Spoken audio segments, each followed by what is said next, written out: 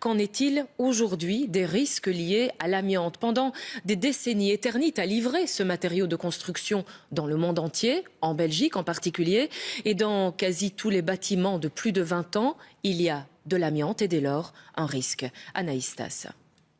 Il s'appelle Claude, simple citoyen de Schaerbeek. Son combat s'est informé sur l'amiante. Voilà, ici dans un cagibi d'appartement. Donc on pense que c'est ces plaques de plâtre placées dans les années 70 contenaient de l'amiante. Donc si vous voulez attacher un cadre, forer, clouer, vous allez évidemment faire sortir des fibres. Dans cet appartement de logements sociaux, l'amiante est omniprésent. Dans les plaques, châssis, cols. Intact, le matériau est inoffensif, mais sa présence est trop souvent ignorée. Ici dans les parties communes, vous avez des grandes plaques d'amiante ciment qui devraient être signalées avec un grand autocollant A pour signaler le danger.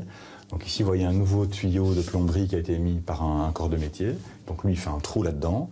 Il fait son trou, il ramasse des fibres. Les fibres aussi se répandent dans le couloir. L'amiante est potentiellement présente dans tous les bâtiments de plus de 20 ans. Pour Claude, le manque d'informations sur la présence de ce matériau cancérigène est un problème majeur de santé publique. Maintenant, on se retrouve avec un passif de tous ces bâtiments qui contiennent de l'amiante et qui doivent être rénovés, qui simplement par le vieillissement naturel du bâtiment ont des endroits où les fibres se libèrent et on a une bombe à retardement qui n'est plus celle de l'amiante dans les usines mais de l'amiante dans les bâtiments. Lors de travaux de grande ampleur comme la destruction du viaduc Reyers, les normes de désamiantage sont scrupuleusement respectées. Dans des lieux moins visibles, des sociétés non agréées sont employées, histoire d'alléger la facture.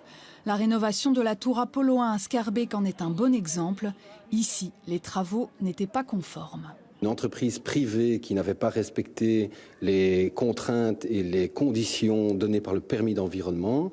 Un PV a été dressé, des contrats de carence ont été dressés et il était exigé de la société que maintenant elle se conforme strictement à ces prescrits légaux donnés par le permis d'environnement. En cas de doute, le citoyen peut demander à consulter l'inventaire amiante. Obligatoire dans chaque commune, ce document n'est exhaustif que pour les bâtiments publics.